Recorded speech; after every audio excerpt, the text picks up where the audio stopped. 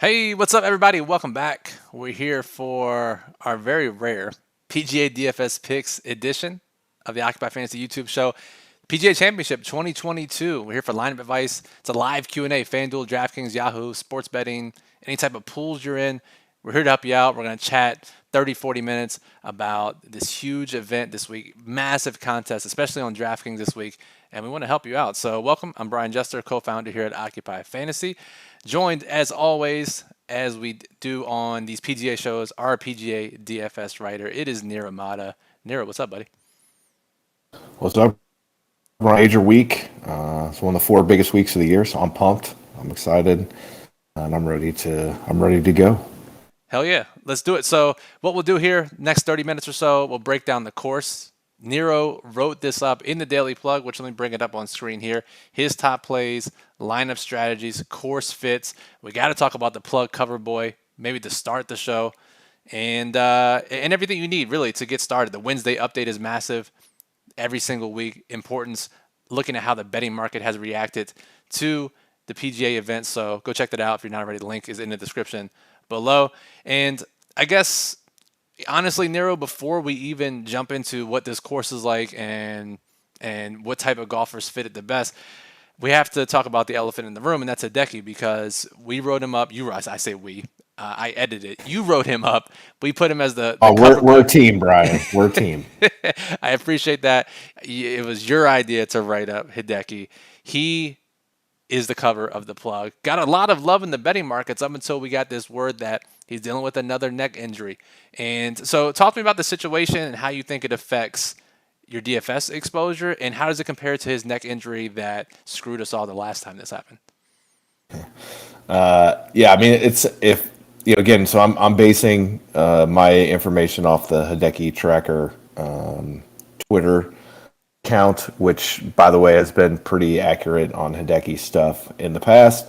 Hideki's a little unique because he gives extra interviews every week to just the Japanese media. So then you get a little more info on Hideki than you do on other players, but you got to search for it. I think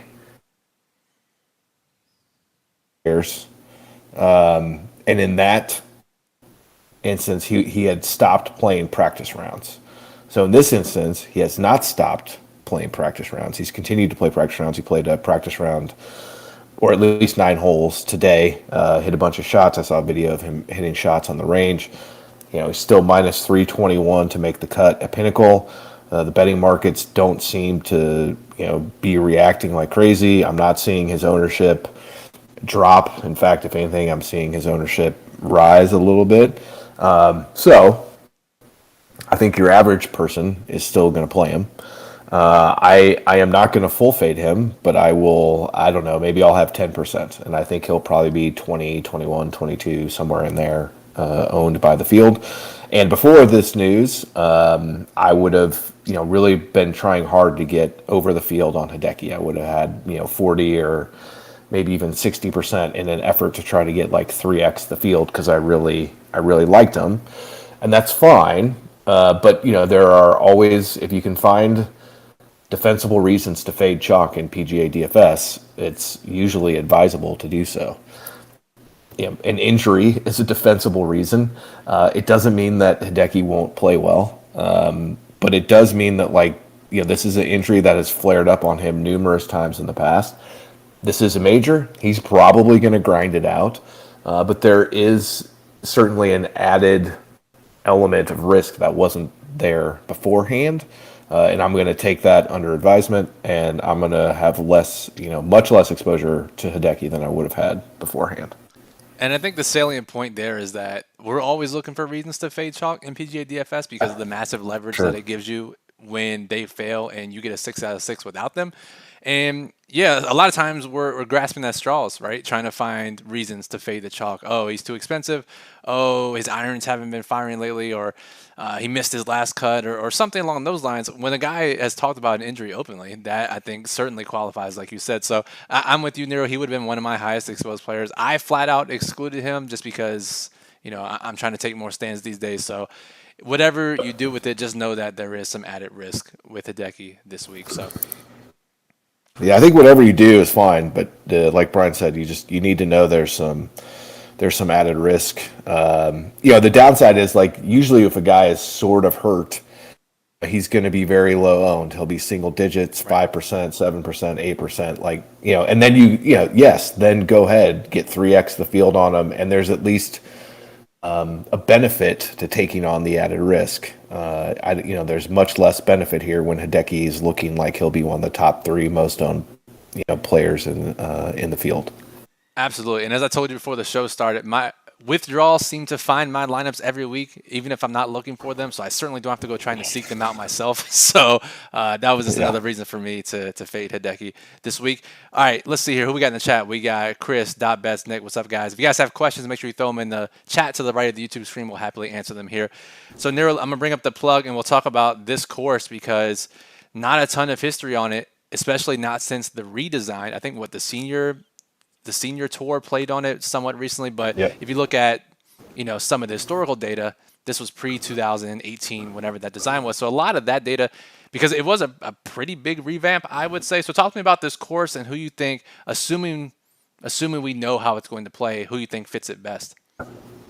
Yeah, so Southern Hills was given I think Gil Hance called it a historical redesign or historical refresh or something like that.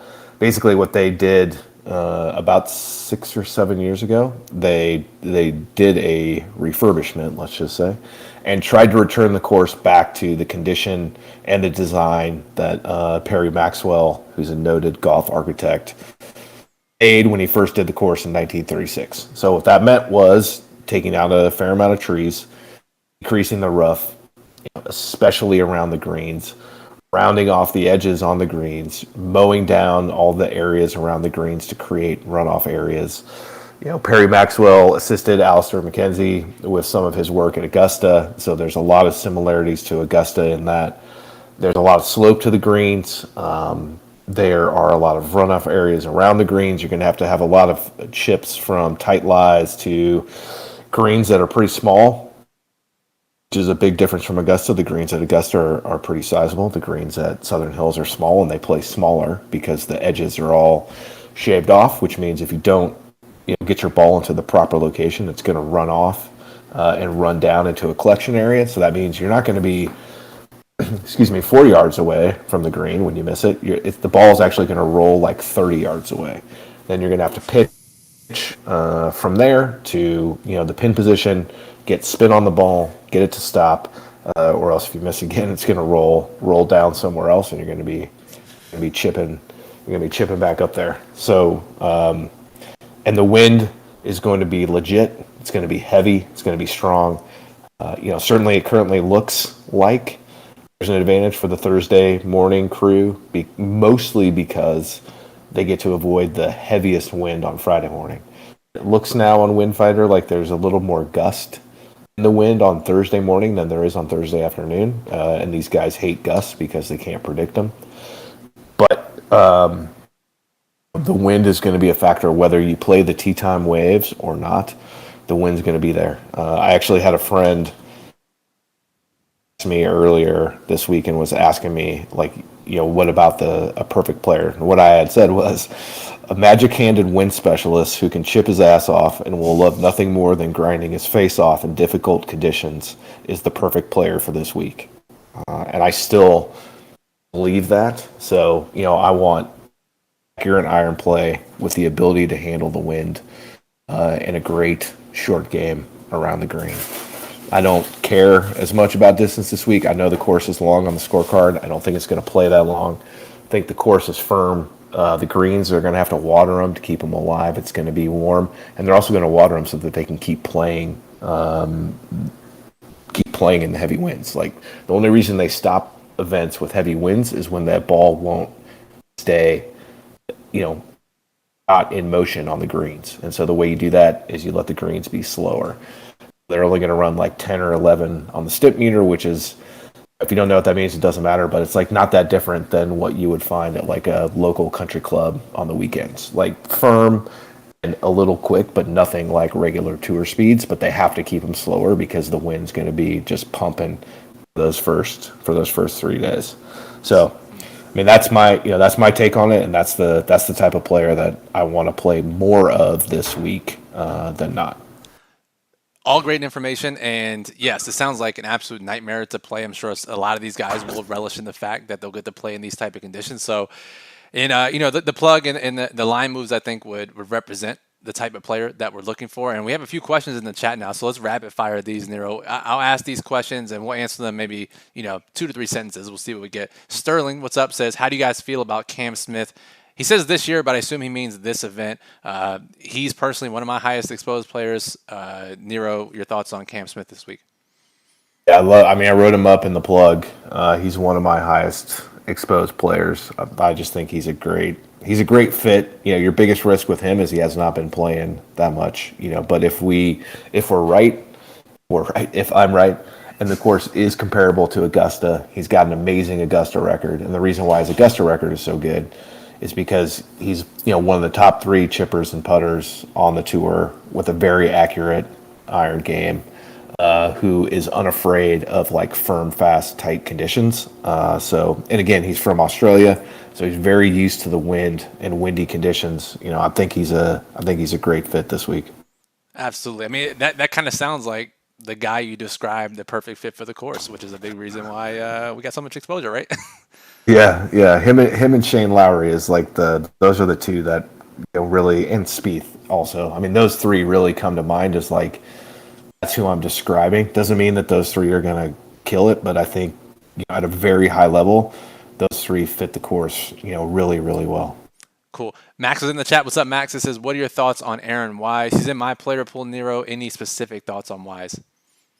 I don't, Wise is one of those guys that always pops in models and projection systems, mostly because he's a great ball striker and he's not a great putter. I have some Wise. I don't have a ton of him. I don't have a strong feeling on him, and I will certainly be, just by default, I'll be under the field on him because he's going to be pretty, well owned from, at least it seems like he's going to be. Cool. Star-Lord's dad, longtime follower and viewer. Appreciate you tuning in again. Star-Lord's dad, what's up, man? Thoughts on R. Fox and Hadwin as cheap GPP plays?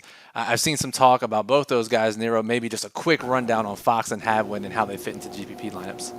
Yeah, Ryan Fox, I like Ryan Fox. He's more of a bomber, than he is really anything else, but he's in amazing form right now. He's from New Zealand. He plays on the European Tour, but his last 5 finishes on the European Tour, starting with most recent, are 2nd, 8th, 9th, 15th, and 1st. Pretty decent. So that's pretty good. And, being from New Zealand, he obviously can handle heavy wind. And this type of course is like roughly is like a lot of the courses in Australia and New Zealand. Firm, fast, a fair amount of bunkers, exposed to the wind because they let the wind be a big defense of the golf course. So this should be a place where he feels right at home. So yeah, I think he's a good low owned, Hadwin. I don't have strong feelings on Hadwin, but his, the things that he's good at fit here. He's a great ball striker. Has a pretty good short game. I worry a little bit about his chipping, but he should be a solid fit. I mean, you're gonna have some worries, right, about guys in the low 6K range. So if that's the one worry, then okay, sure. So let's see here. All right, Bill has a big question about how to use the Pinnacle Steam moves in the daily plug. I'm gonna hop back to that, Bill. I know you'll stick around, so stay tuned. We have more rapid fire questions on specific players, and I know a lot of people tune in for that, Nero. So I'm just gonna rapid fire these guys for you. Tony Finau, who has not made a putt seemingly since I guess that one Sunday in Mexico, he made all the putts, right? But aside from that, really hasn't made any putts. Thoughts on him this week? Yeah, I like Tony. He's in the right wave. That actually comes to fruition in the morning. Plays very well at Augusta. Plays well at the comp courses. He's actually a pretty good chipper of the ball. It's just his putting that's not great. Obviously, a very good ball striker. He can handle the wind. And he's been playing better recently. So I like Tony. I'm not crazy overexposed, but I like him this week for sure. All right, and we got another question here about someone who's not typically on the PGA Tour, and that's Sam Horsfield, coming off a DP Tour win. I saw earlier today, Nero, he was getting some action at some of the sharper sports books out in Vegas. I know Circa Sportsbooks moved his odds some. Are you playing any Horsfield? And even if not, what are your opinions of him? I like Horsfield. He's English. He plays on the European Tour. Very similar to Ryan Fox. His last 4 finishes on the European Tour. This is with the most recent first. Is first, 21st, 4th, and 9th. So once again, you're not going to get too much better than that. So he's in great form from a very windy area, so he knows how to handle the wind. Yeah, I think he's a perfectly fine play, and I'm not super surprised that he's gotten some steam in the markets. Can he win? I don't think so, but could he sneak into the top 15 or top 10 and help you win a GPP at very low ownership and a super cheap price? Absolutely. Love to hear that for sure. All right, we got a couple questions about guys in the 7K range. We got Kokrak, Henley, Neiman, Fitzpatrick. I guess Neiman's a little more expensive, but here's what I'll do, Nero. I'll say the guy's name. Give me a sentence on your exposure or your outlook on him this week. So Kokrak. Yeah, I don't have a lot of Kokrak. Henley. I'm still building, but I have a decent amount of Russ because he's a very accurate iron player, good short game, and has thrived in windy venues, grew up in the wind. So I think he's a perfectly good play this week. Yeah, love his price too. And then Blake's question actually is Neiman or Fitzpatrick. Price does not matter. I mean, the math answer is Neiman. My personal answer would be Fitzpatrick, even though he's on the wrong side of the draw. Again, if you go back to my original description, handle the wind, loves very hard conditions, great chipper and putter, and a very accurate iron player. That these conditions should really suit him this week. Believe me, if we just wanted the math conversation here, I would just pull up some spreadsheets. We wouldn't even need you on the show, but we get you on here because we need those takes. Yeah, I mean, believe me, for all of the people that I don't, Brian knows very well, I do not do golf in a very math-focused way. So, if that's what you do, you and I are probably going to have different picks. So, yeah, for sure. All right, DotBet says if you had to choose someone over 10K on DraftKings to fade, who would it be? I know, Nero, we talked during the Masters about typically it's profitable to fade that range in Masters just because of how deep the field is, especially in that 8 to 9K range. But anyone in particular over 10K that you're not really thrilled about playing? I don't have much Morikawa. I have basically no Hovland, and he's at 9,900. So if we count him at 10K, I mean, I don't like not having much Morikawa because he's so good and he's such a great player. The putting scares me a little bit with him, but I mean, he could certainly make me pay for that. I don't think Hovland can because the emphasis on the chipping from the tight lies is going to be so big this week that I think he's really going to struggle. He's really going to struggle with that. Yeah, I think that's the good answer. Now, I too have 0 Hovland, so hopefully he doesn't find how to chip this week. So, all right, let's go back. Go ahead. I was just going to say, he went to Oklahoma State, so he's very familiar with the area. Like, he can handle the wind. He's got a lot of good positives in his corner, and obviously he's good enough to just overcome all of that stuff and win. But yeah, he'll do it without me on his back. Yeah, absolutely. All right, so let's go back to Bill's question about the Pinnacle Steam moves, which, if you're not familiar, Nero takes a look at Pinnacle Sports, looks at how the odds have moved from the time they open until maybe Wednesday afternoon to get a sense of what one of the sharper sports books is doing in regards to moving their odds to account for the action that they're receiving. A lot of times, we glean a lot of great information about whose sharp bettors are on without explicitly hearing from them who they're on. So we see here we got Aaron Wise, Henley, Noren at the top of the list. Hideki still makes his appearance here. But I guess the biggest thing, and Nero, you can fill in if I miss anything here, but how I use it, if there's a guy who's on this list that has crazy long odds or is 1% owned or the model's not high or you don't mention them or you don't really hear much about them, I'll typically tend to fade those guys or maybe at the most have like 5% in my 150 max exposures. Like what I'm really looking for here, Nero, is some type of confirmation from the plug plays, the model, or maybe they're in that mid tier of ownership, but just trying to get an extra tick of a box for a player to include in my player pool. Yep. I would agree with that. I would call it like the steam moves for me are just like one ingredient in my soup. So if I've got a soup that has my rankings, the Pinnacle Steam moves, the Pinnacle Value plays, the OF model, some other sources that I use for rankings or information, those are all just ingredients in like the soup that I'm using to make my decision, and the steam moves are just one piece, and I don't treat them any more importantly than anything else. In fact, if I am going just off the Pinnacle information I use, I tend to use the Pinnacle value list a little bit more than I use the steam moves. Yeah, and so that was actually Bill. He just followed up with a question. How do you use the mispriced list if that's the case? I personally don't use it that much, but I do find that ownership follows it a little more because naturally they are mispriced, right? So, Sure. Yep. yeah. So how do you use it in particular, Nero? I use it as I've been doing this for a long time, so I have a lot of trust in my own personal rankings.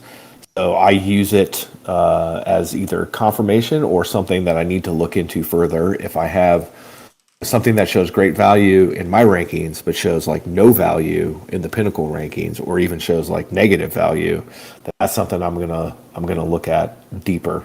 If I show something that's got great value in my rankings and it has great value in the Pinnacle rankings, and that's going to get another tick, another cup of ingredients into my soup, if that's the case.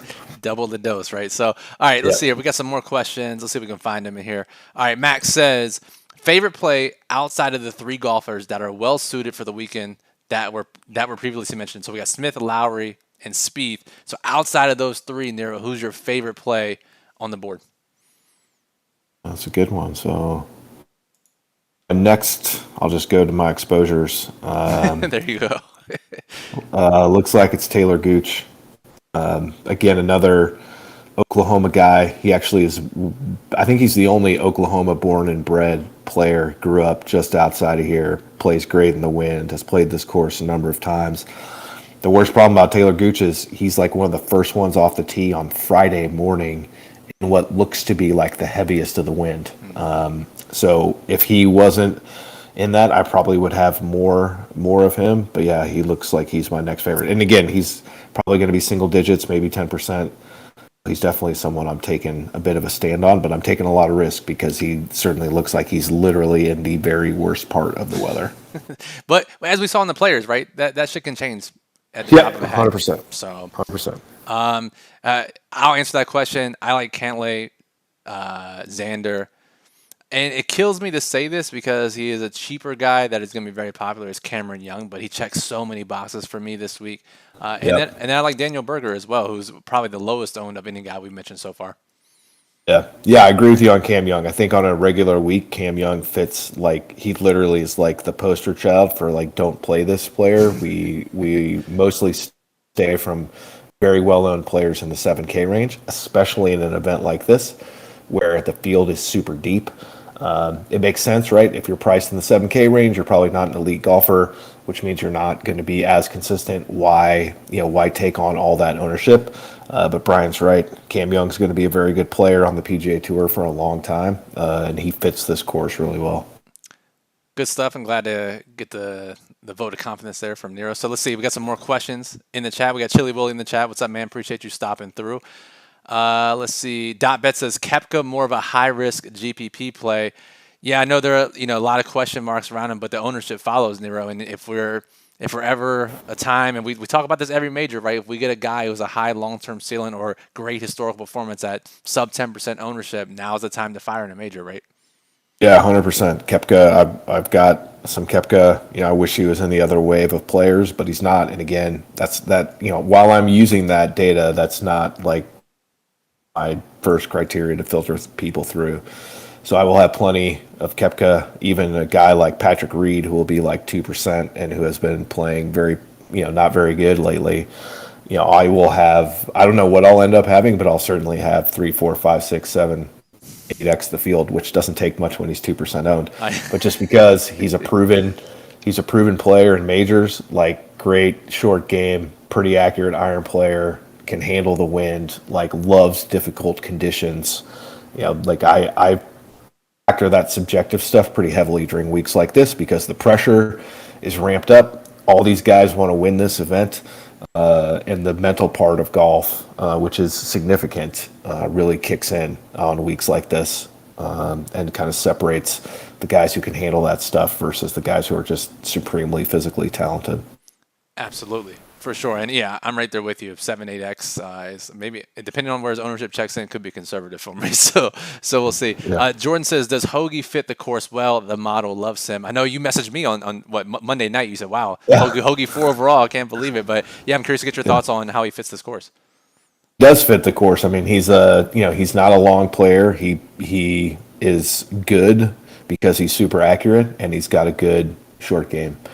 He would be a little bit more in the mode of like a Keegan, Bradley, Morikawa, who their short games are, well, can't count Keegan. His short game is generally terrible, but like Morikawa, his short game is like good enough. Hoagie, more than anything, is just a tremendous iron play. And that should be, that should work on this course. That should help him get around. Let's see. JC says, love the mention of Lanto in the low 6K. And yeah, super affordable, 6,300 if you're going stars and scrubs, or you're, there are certainly other constructions where you could fit him in there. But JC wants to know, Nero, what do you see in Lanto's game for this week? Very similar to Hoagie in that, like, he's a ball striking specialist. Like, his putting is not great, but he's got a decent short game. And his ball striking is very good. He's also, I was just pulling him up here, he's in very decent recent form. Just his last couple, he had missed a couple cuts, but yeah, 51st, 6th, and 15th in his last 3 starts. So pretty solid, playing well, and yeah, extremely cheap. What would you estimate the 6 out of 6 percentage to be in the $25 milli this week? Wow, that's a tremendous question. Let's see.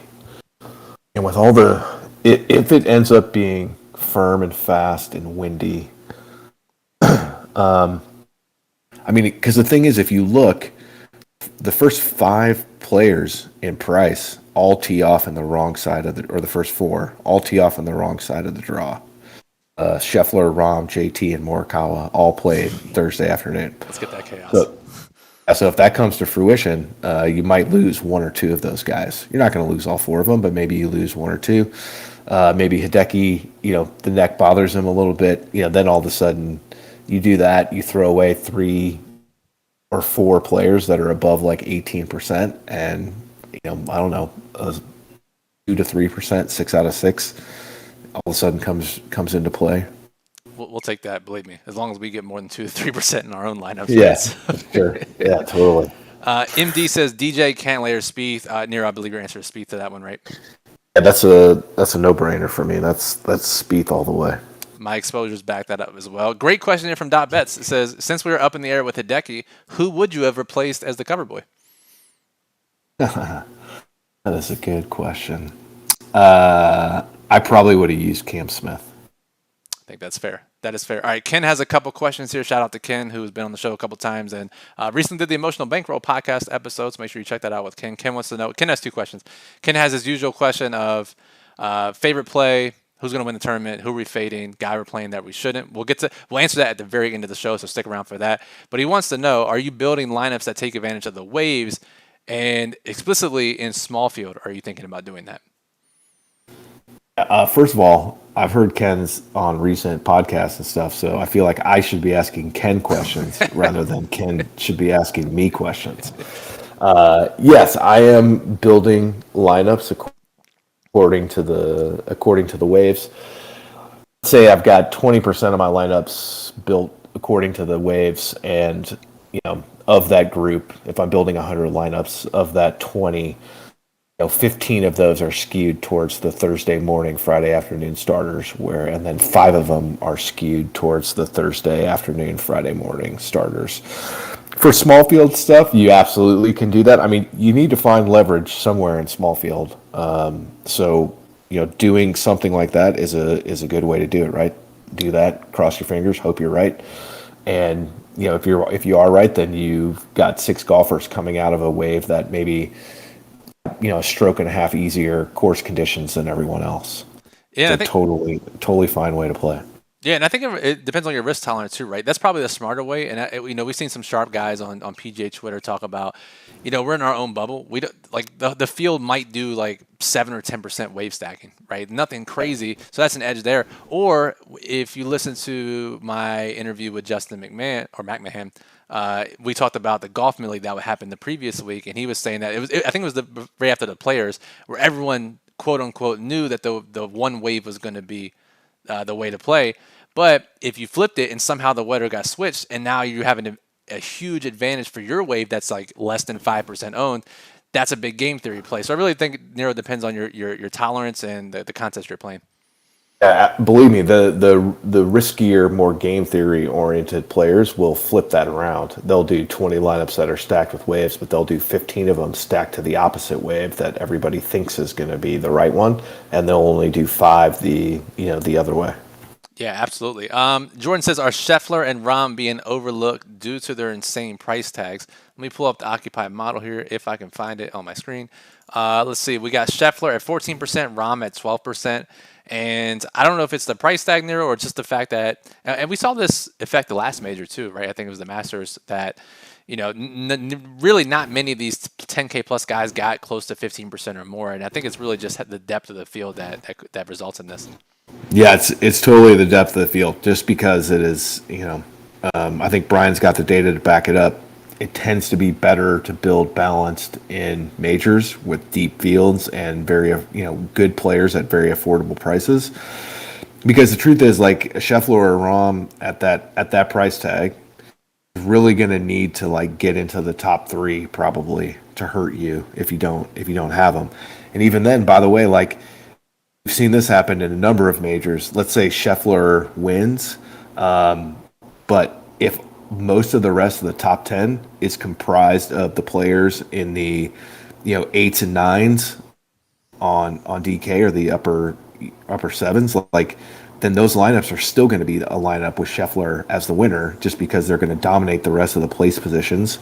This is going to be I assume the scoring is going to be pretty difficult here.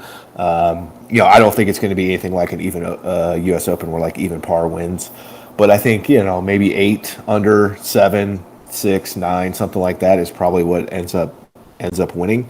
And in those conditions, there's not a ton of fantasy points. The place bonus points back. You could full fade Scheffler, he could win. But if the rest of the top 10 is those guys in the 8K and 9K range, and you've got a bunch of lineups that are full of those dudes, then you're going to beat all those Scheffler lineups. Yeah, that's the big advantage here because one, he could miss the cut, first of all, right? That could always happen. He could just not get into the top 10 and then you're fine. But as we saw when Rahm won last year, we actually saw a lot of contests when Scheffler won the Masters that he wasn't in winning lineups, right? Especially smaller field contests. So, it may feel scary to fade literally the hottest golfer in the world and Rahm, who many consider to be the number 1 golfer in the world. But there are many ways that they fail in this type of game. Yeah, 100%. I'm not usually under the field on Rahm. I don't even know that I'll end up being under the field on Rahm, but I won't be over the field on him. I don't think I'll be over the field on any of those top 5 guys: Scheffler, Rahm, JT, Morikawa, Rory, and 6 Hovland. I don't think I'll be over the field on any of those 6 players. Yeah, I think that's fair, and I agree with you there. So a couple final questions here, Nero. I know we'll let you get out of here and finish building your lineups. Nigel says 9,700 to 10,400 range on FanDuel. So we get a FanDuel question here. So 97 to 10.4 looks like Answer Oosthuizen all the way up to Sam Burns. I don't know if you have it in front of you, Nero. I can read the names if you need to. But I got it. Okay, favorite play in that range. And why is it Tiger Woods? Yeah, why is it Tiger Woods? That's a great question. My favorite, in a vacuum, my favorite play would be Fitzpatrick. Not in a vacuum, if I have to factor in some ownership and stuff, would probably be Max Homa. Oh, yeah. We haven't talked about Homa yet, but I have a good amount of exposure to him as well this week. Yep. So. I think he's a very good play this week. Max says, where does Harmon rank in your sub 7K golfers? He'd rank better if he was on the other... if he was in the other side of the draw. And I think if you've been listening to this, like, I'm basing my selections on this thing turning into like just a wind-blown grind fest where it's difficult conditions, not insanely difficult, but difficult. And that's going to suit guys like Brian Harmon. So in my mind, it's like it sort of doesn't matter where I rank him in the sub 7Ks. I'm either going to be right, and that's the way the course and the tournament's going to play out, or I'm going to be wrong. And if I'm wrong, like Brian Harmon has no chance to compete. Yeah, so I think it might make sense if you're looking at the rest of your players in your lineup. You've listened to what we said so far. If they fit this mold of and you know, you hear it sometimes talk about making groups in PGA DFS for guys who play the course a certain way. Oh, if you need to hit the ball far this week, maybe play a bunch of guys that hit the ball far in the same lineup together. I don't Yep. know how, I don't incorporate that very often, but I do think this week, especially if you're hand building, it's like, all right, if I have other guys in my lineup that benefit from windy conditions, then I can use Harmon as the final piece of the puzzle. Yes, totally. Because if that's the case, and that is the scenario where it's most likely that your other five players are going to do well, then Brian Harmon can and should absolutely be on those lineups. Chris says, should he pick John Rahm or Bio Kim? I don't know. Have you read this Bio Kim story, by the way? I was, researching Yeah, it yeah. for the model. What an insane story. Yeah, it's a crazy story. He got suspended originally for 3 years, and then they reduced it down to 1 year for basically flipping off fans in a Korean tournament and a Korean event. They take those type of gestures clearly a lot more seriously over there than they do here in the U.S. And he also went like 9 years in between wins. Like he won an Asian Tour event when he was like a teenager, and then didn't win again for 9 years. But he's been playing. He's been playing recently. I know the question's a joke. Clearly, you take John Rahm, but you could throw a Biochem into like one lineup in your 100 set or your 150 set and be okay. There you go. All right, let's see here. Final questions, because Nero, it's 10:07. We're 7 minutes past the deadline, so 3 more minutes and we'll rapid fire this. Bill says we haven't mentioned Peters yet, which I think is probably a record for Nero being on the show and not explicitly mention Tomas Peters. But do you like him as a sub 5% play? I assume you do. I do. Yep. He should be a good fit. And yeah, I mean, look, I'm like anybody else. I got my biases. I like Thomas Peters. He is well in difficult conditions. I wish he had a better short game, but he's a ball striking machine who can handle the wind. And you're gonna have to take your chances with his short game.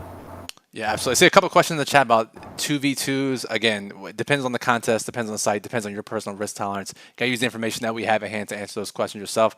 We're not going to be able to answer any 2v2s.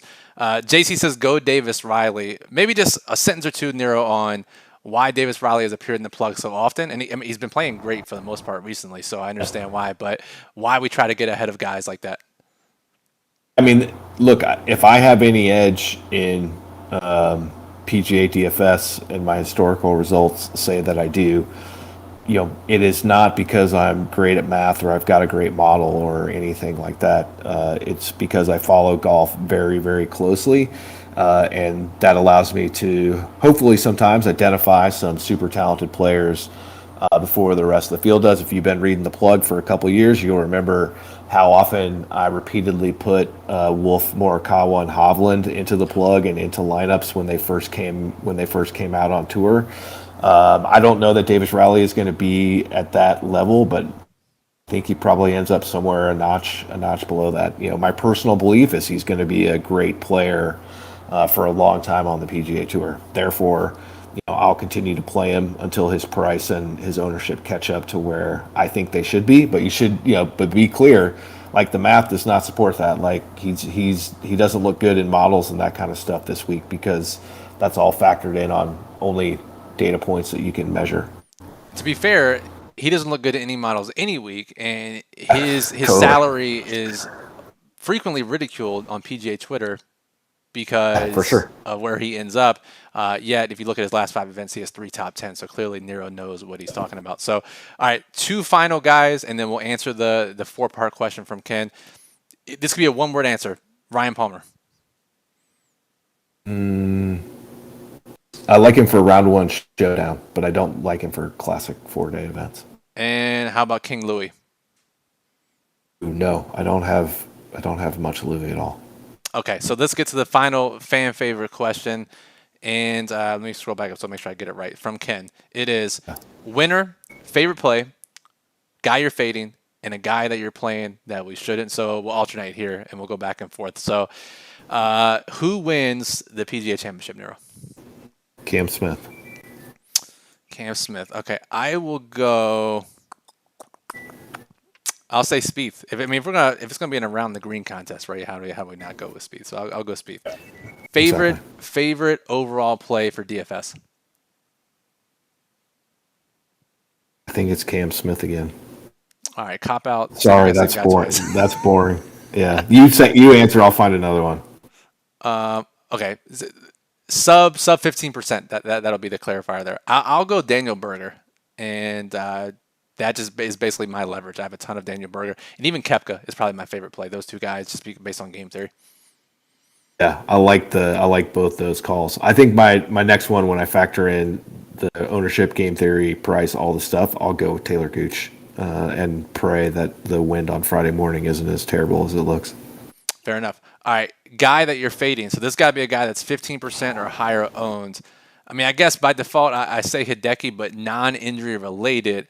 It's really the 10K range for me, Nero, and I'll just say Rory, which he scares me the most, honestly. But who's your fade? Give me, what was your ownership parameter? 15 plus, maybe 10 plus. 15 plus. If you want to expand it a bit. Let's see, who don't I have any of in that range? Oh, well, I've got no Hovland, and he's at 12 and 13, something like that percent. I've got no DJ, but he's lower than that, and I'm also obviously very under the field on Hideki. Fair enough. And the final one, and probably the best question, who is in your player pool, Nero, that you are playing that you would not advise someone out there who is listening to the show that they should play in their own lineups? I mean, I write those guys up in the plug sometimes, unfortunately for the rest of y'all. I mean, the obvious answer there is Patrick Reed. Like, nobody except for Brian and I should play Patrick Reed. Speak for yourself, dude. Don't bring me into this. I'm not playing Reed this week. Yeah, don't play. Seriously, do not play Patrick Reed. But I'm playing him. But you should absolutely 100% not play him. Okay, for me, it's probably. This is a good question. Because I got a couple guys here that are 2%. I'm playing Horsfield. But I mean, does he qualify? Do you think people shouldn't play him, or is he worth it? Oh, I think people should play him in Stars and Scrubs constructions. Like, I think he's a perfectly good play for that type of construction.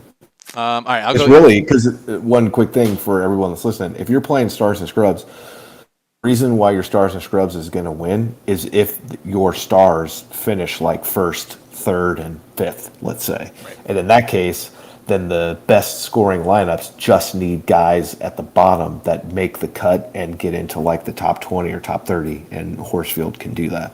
Fair enough. Then I'll go EVR just because, I mean, I can't really. That's disgusting. I know. Believe me. I know You said in your course preview that water doesn't come into play on many holes. EVR, I guarantee, will find a way to make it come into play. So. Yeah, he'll be in the creeks meandering throughout the course a couple times for sure. Final question from Dot Bets. This is a European player. We haven't talked about him. I'm surprised, Nero, but Terrell Hatton, do you have any exposure? I do have some exposure. I don't have a lot. Hatton might be one of those guys at the end of the week where I'm like, why didn't I have more Terrell Hatton? Because he fits. Great iron player, really good short game. Handles the wind. Usually does well in tough conditions. I have some of him. I do not have massively over the field or anything. Fair enough. And Nero, this is the final part. I'll let you get out of here. But for those who are still listening that may not have caught the entire show, give us a quick playbook on how to approach tomorrow's PGA Championship slate. However you want to take this. I think I'm prioritizing around the green play and approach play. So I want good chippers, good putters, and accurate iron players. And I'm pseudo going all in on that angle. And if I'm wrong, I'm wrong. And I'm going to lose, and that's okay. Fair enough. So if you want to lose with us or win with us, join the Around the Green crew and all the guys that we talked about in this show. So if you want to talk to Nero more often, join our Discord server. Click the join button below this video. Chat with other members of the OccupyFantasy.com community. Talk with staff. Sweat the events with us. Make sure you subscribe to our channel. Get notified when we go live, upload any new videos. I know a lot of you out there like the golf content. We can only do it so often, but just make sure you're notified that when we do it for the next big event. And give us a thumbs up if you appreciate it. Let us know. We should try to continue to do more of these. So for Niromada, Nero, appreciate you, buddy. Thanks for taking the time. I know you're a busy man, but I just want to say thank you for joining the show and spitting some wisdom. Yeah, thanks everyone for listening. I appreciate it. Follow us at Occupy Fantasy. I'm Brian Jester. Appreciate you listening as always, and enjoy the PGA Championship.